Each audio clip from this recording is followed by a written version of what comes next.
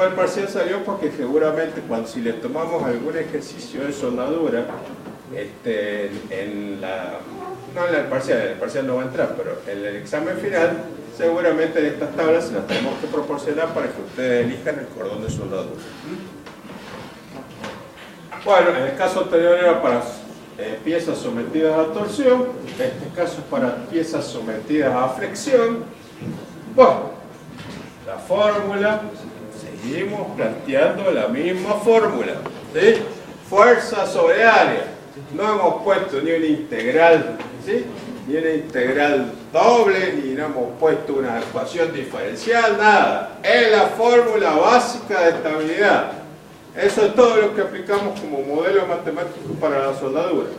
Ténganlo presente, ¿sí? Eso, no sé por qué, por eso se los comento y por eso insisto tanto. Bueno, en este caso hay algunas especificaciones, como hablamos de que el filete tiene una cuestión triangular, aparece un 0,77 respecto de eso, porque estamos considerando y aplicamos para calcular el esfuerzo constante la fórmula del espejo, ¿no? Algunas consideraciones particulares que creo que no hace falta aclarar y entrar en demasiado detalle. Nuevamente, para este caso de la flexión, también me van a dar para los distintos cordones de soldadura el momento de inercia correspondiente, ¿sí? La ubicación del centro de gravedad y el área de la garganta. Todas estas tablas ustedes las tienen cuando rindan, ¿sí? Cuando rindan, tienen que pedirlas, ¿sí? Cuando le demos el ejercicio en el examen, tienen que pedirlas para poder seleccionar el tema y poder calcular, aplicar el método correspondiente. Bueno, acá les he puesto algunas de las tablas. Vamos a los tipos de soldadura. La primera soldadura es por presión, ¿sí? La soldadura por presión puede ser el frío o caliente. Se limpia la superficie que hay que unir y las ponemos en contacto, las colocamos en contacto. Y bueno, ya aplicamos presión. No es el método más adecuado, no es el método industrial por excelencia. No, la soldadura no es eficiente, pero se utiliza en algunos casos. Por fricción. Esto es lo que se llama cuando quedan engranados dos materiales, ¿sí? Por fricción, los colocamos y me quedan engranados, ¿sí? Quedan trabados. También se considera que una soldadura, pero tampoco son procedimientos industriales importantes. Vamos a alguna soldadura un poco más industrial. La soldadura oxiacetilénica. Los que venimos de escuelas técnicas, la hemos hecho, la hemos usado, ¿sí? Es más, el maestro del taller nos pegaba unos retos porque empezamos a joder con el penacho, ¿sí? Que es esta cuestión, ¿sí? Empezamos a joder, a chimbar a todos, ¿sí? Y bueno, y lógicamente hay un proceso, hay una cuestión de peligro, podemos quemar a alguna persona. Fíjense que en la zona del penacho hay distintas temperaturas. La temperatura mayor, donde nosotros tenemos que conseguimos el mejor rendimiento, está más o menos entre 200 grados.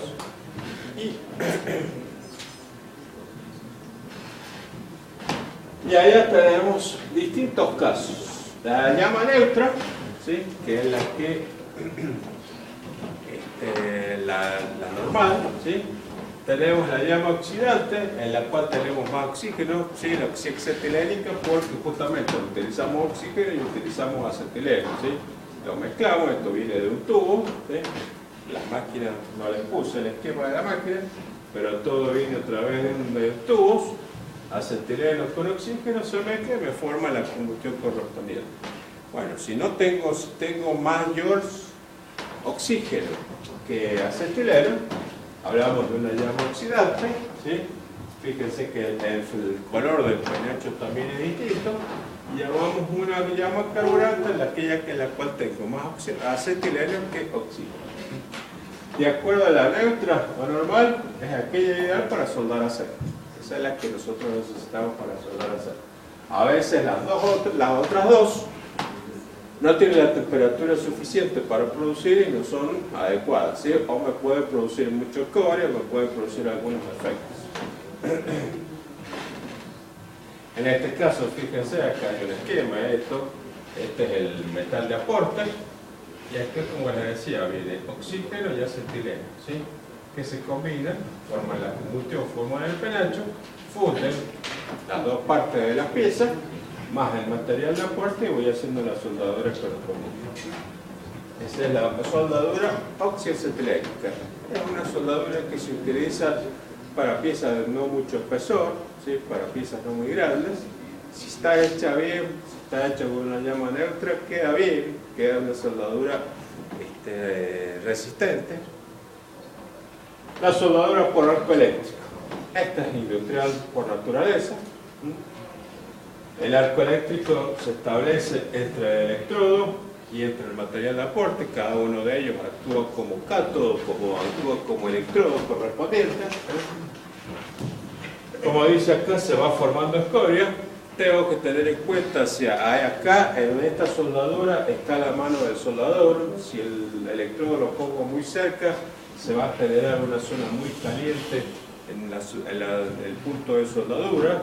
Entonces voy a producir una fusión importante, no se me va a quedar bien, tengo que tenerla a una determinada altura para que la temperatura sea la adecuada y se produzca una fusión adecuada entre el material de aporte y el material base.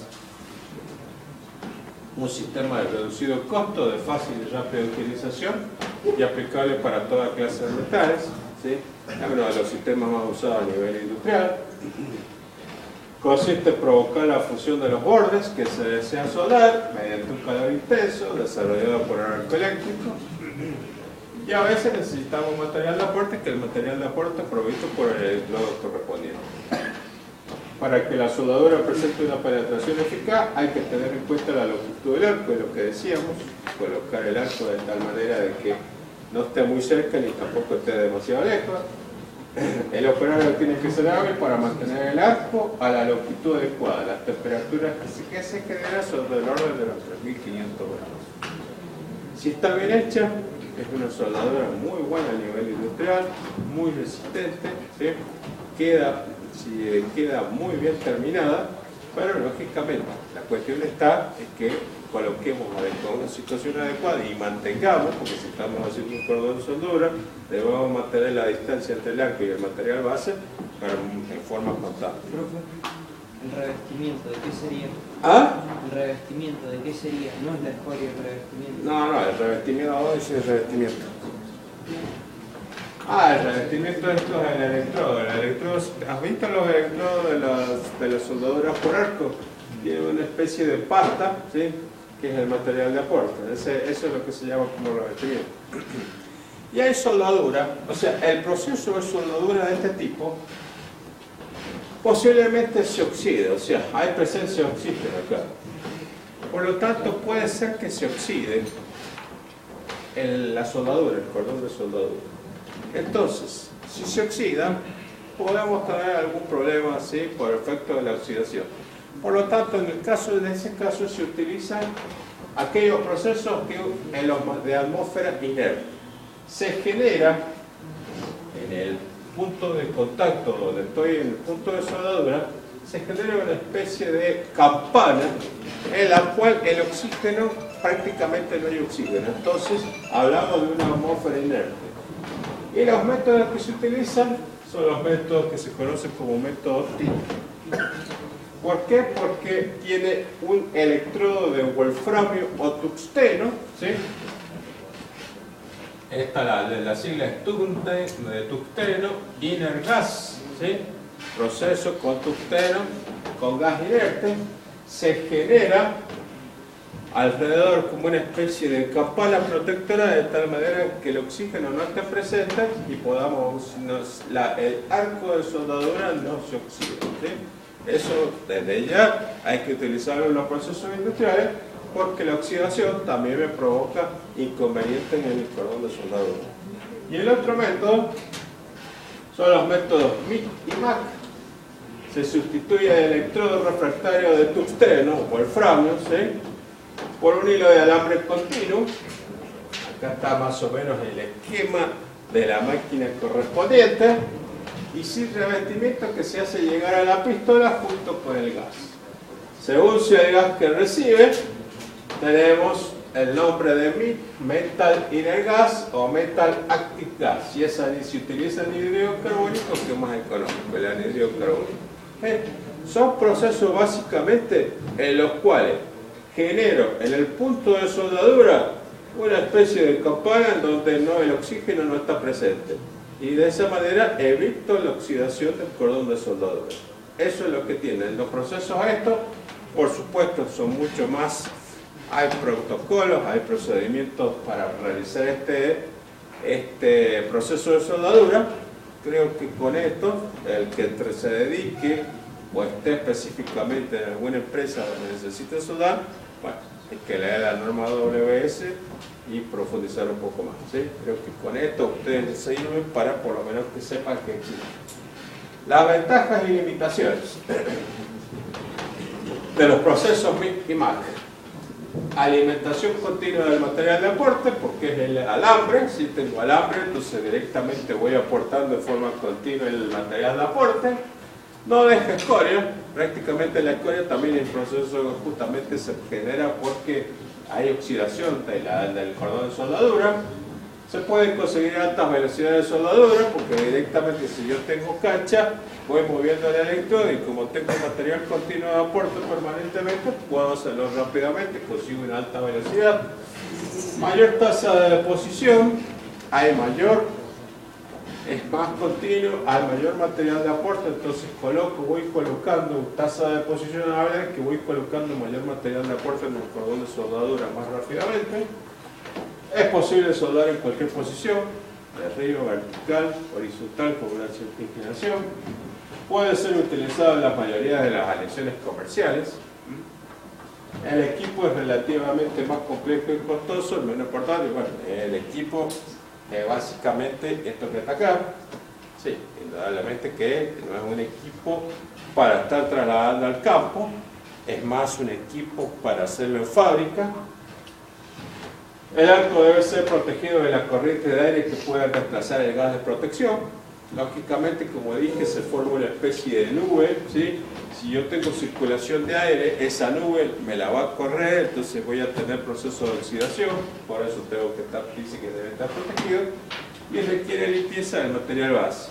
El material base, que son las dos piezas que voy a unir, tienen que estar perfectamente meriladas y pulidas, para que haya una perfecta, para que no haya impurezas en la situación y se produzca el arco continuo.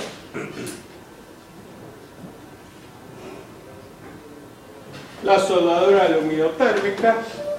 Este es un proceso de soldadura que se utiliza muy poco actualmente, pero que se utilizaba, que es colocar en un molde, ¿sí?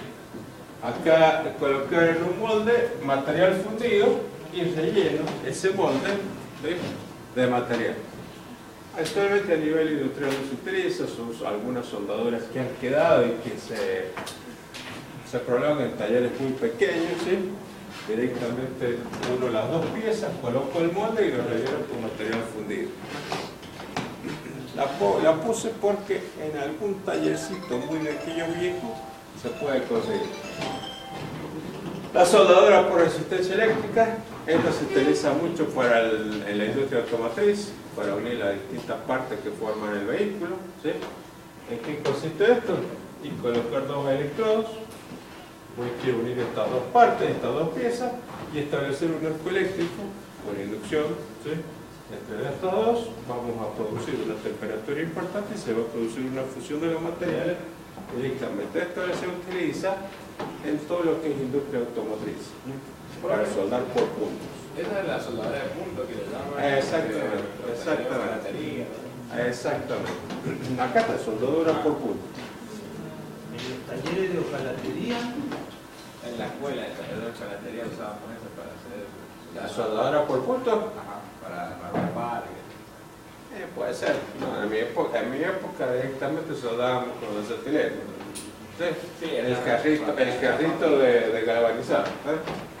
Bueno, después tenemos la soldadura por postura, para soldar, por ejemplo, tuberías, piping, caños, ¿sí? Una soldadura en la cual hago circular el caño y voy soldando, voy haciendo material de aporte y voy soldando de forma continua todo el tema. ¿Se acuerdan cuando? No se acuerdan nada porque nosotros lo hemos visto. Cuando se suelda el caño, se rola el fleje, o sea, es una chapa, se le hace pasar por rodillos que me hacen rolar el fleje. ¿Qué significa rolar? Que le da la forma de tubo, ¿sí? Y después a la unión se la solda en forma continua, por postura. Se va haciendo el solda, se va moviendo el caño y a su vez eso va saliendo el cordón de soldadura, ¿sí? Eso es lo que se conoce como la soldadura por postura. Y a tope, ¿sí? Fíjense, uno coloco las dos piezas, en este caso los dos, imaginemos que estos pueden ser dos piezas o un tubo. Coloco un circuito, ¿sí? Dos bridas o dos abrazaderas y hago circular una intensidad de corriente a través del circuito. Bueno, se va a producir un calentamiento de estas y también hablamos de soldadura correspondiente. Algunos métodos, estos no son tan industriales, ¿sí? Pero están dentro de lo que se puede conseguir dentro de la industria, por eso lo hemos puesto. Básicamente los industriales eran la acetilénica, la de puntos y todo lo que vimos de los sistemas TIC, MIG y MAC.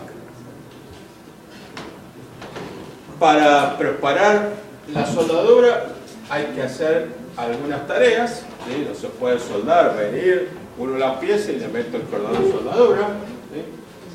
Tengo que colocar el corte de los materiales, el biselado, ¿sí? El biselado es de tal manera de generar la canaladura donde voy a hacer el material de aporte. El conformado, darle forma, tratar de colocar, tratar de probar, de montar para que me quede perfectamente conformado. El armado de la punta según el diseño. Seguramente voy a tener un plano, entonces voy a colocar la pieza para que quede perfectamente armada. Limpieza, una vez que hago todo eso, que lógicamente todo eso se va haciendo en etapas, posiblemente se pueda oxidar, posiblemente haya suciedad. Tengo que sacar todas esas deposiciones para que no queden dentro del cordón de soldadura. Lo que se hace es no empezar a soldar, sino que se suelda en determinados puntos, se unen las dos partes en determinados puntos, de tal manera de rigidizar un poco ese sistema, ¿sí? Una vez que ya tengo en determinados puntos soldados, después sí hago el cordón continuo. Y bueno, control dimensional, que no me quede, estoy soldando flejes que no me queden, ¿sí? Todo levantado, como hablábamos del curvado. Y lógicamente necesito hacer ensayos no destructivos, básicamente radiografía, tintas penetrantes, algunos de esos ensayos para saber si no hay porosidad dentro del cordón de soldadura. Estos serían los pasos con los que me establece el protocolo, ¿sí? Primero conformar, limpiar la pieza, armar, probar, ¿sí? Hacer puntos de soldadura y después darle, pues, terminar la soldadura y terminar el arco continuo. Una buena preparación de la junta garantiza: minimiza la cantidad de material de aporte, mayor velocidad de soldadura. Si yo tengo perfectamente armado y conformado las dos piezas, ¿sí? Puedo hacer que, bueno, lógicamente elegido el sistema adecuado para que pueda aumentar la velocidad de la soldadura. Mejor calidad final, con menor tiempo y esfuerzo. Eso me implica menor costo de mano de obra del soldador, menor índice de fallas y reparaciones, también relacionado con el costo. No tengo que volver a soldar y volver a hacerlo nuevamente, ¿sí? Porque está corriendo el costo de mano de obra del soldador que yo tengo, que he contratado. Menor cantidad, duración y costo de las tareas por soldador, ¿sí? Una vez que yo sé que la soldadura fue hecha con protocolos determinados, si me quedó bien, yo puedo asegurar de que no necesito tantos ensayos post soldadura, ¿sí? Lógicamente, eso va a estar en la calidad del tipo que ustedes contrataron. Pero acuérdense que todo esto estamos hablando de que necesito hacer la mejor soldadura desde el punto de vista técnico, pero que sea a su vez la más económica, que el costo de mano de obra sea el más barato, ¿sí? Desde ya eso se tiene que hacer carne en ustedes. Las tareas después de que realizo la soldadura: ensayo no destructivo, ya dijimos, tintas penetrantes, radiografía, minimizar o eliminar el amolado y la limpieza, ¿sí? Generalmente hay que tratar de no pasarle por un esmeril a la soldadura, ¿sí? No es conveniente. Las reparaciones y la corrección de deformaciones. Si yo trato, supónganse que me quedó toda la chapa toda doblada, curvada, no, eso ya no lo puedo, ¿sí? La corrección de deformaciones va a ser medio difícil que lo puedan hacer, ¿sí? Entonces hay que tratar de minimizar todo esto. Una buena soldadura no debe ser amolada para mejorar su visual. O sea, ¿qué significa eso? Que yo hago el cordón de soldadura y para que me quede bonito después le meto el esmeril, para que me quede perfectamente brillante y todo. Quizás me estoy metiendo en la pata porque estoy provocando problemas en la soldadura, problemas de porosidad y todo. Acá he puesto bibliografía de Chile. La cuestión de Chile lo único que tiene es el tema del modelo matemático, que como dije es aplicar las ecuaciones para calcular tensión normal y tensión tangencial, no hay más que eso. Pero básicamente todo lo que hay acá es sacado del catálogo y sacado de las prácticas del taller, ¿sí? Acá directamente, si ustedes quieren saber más sobre soldadura, hay que irse a un taller de soldadura y entrar a mirar, entrar a tocar, entrar a observar, ¿sí? No hay mucha información específica. Hay que ir al catálogo de electrodos, hay que ir al catálogo a la AWS, leerla, ¿sí? Por eso fíjense que hay muy poco, yo les puse el Chile porque el Chile, este libro, tiene alguna cuestión, pero más que todo lo que es las tareas de preparación y mantenimiento de la soldadura o del cordón de soldadura. Pero todo esto son todos catálogos. Lindura, fabricantes de electrodos, ¿sí? Gonarco, ¿sí? ESAP, son todos fabricantes o que me dan procesos de soldadura. Aunque el tema de soldadura, desde el punto de vista de la bibliografía, prácticamente no hay ningún libro de los que conocemos académico que hable sobre procesos, sobre cuestiones de soldadura específicas. Esto nace de la práctica y nace de leer los catálogos correspondientes. Por eso he puesto esta cuestión. Ahora vamos a ver, como siempre, completar con un videito. Una pregunta. Sí. La soldadura en frío. Y cuando fuimos a la empresa, el ingeniero nos hablaba de que había que reparar los oleoductos en soldadura en frío. ¿Cómo funciona? Y la soldadura en frío es esa que hablábamos de por presión, directamente. Por presión. No es lo mejor, pero cuando hablaba él de la soldadura, no me acuerdo en qué parte o a qué hacía referencia a la soldadura de frío, pero básicamente es por presión. Soldadura con alimentación de alambre y soldadura con electrodo revestido. La soldadura con alimentación de alambre usa una pistola para alimentar el alambre al área de la soldadura. Puede usarse dos tipos de pistolas para la soldadura de alimentación de alambre: pistolas estándares y pistolas de bobina. Una pistola estándar usa el alambre ubicado dentro de la máquina y alimentado a través de un cable. Una pistola de bobina usa alambre ubicado en la misma pistola.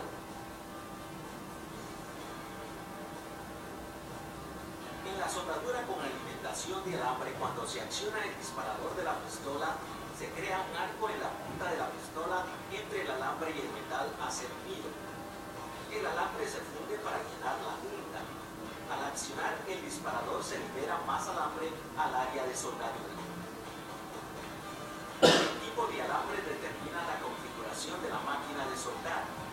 Cuando se usa alambre sólido, el gas de protección de un cilindro de gas conectado a la máquina es necesario para proteger las piezas soldadas.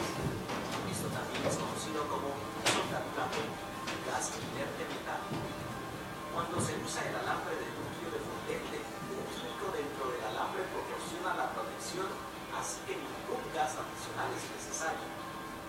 Además de la soldadura de alimentación, el otro tipo de soldadura se llama soldadura con electrodo revestido. La soldadura con electrodo revestido no usa una pistola, sino un electrodo de varilla revestida en un portaelectrodo.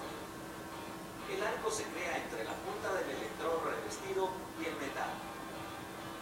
El electrodo se funde mientras se alimenta al área de soldadura.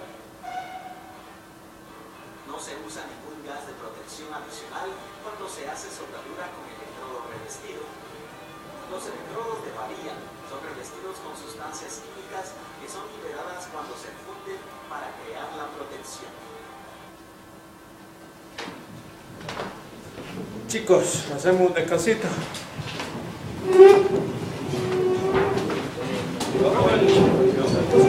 Ya llevamos el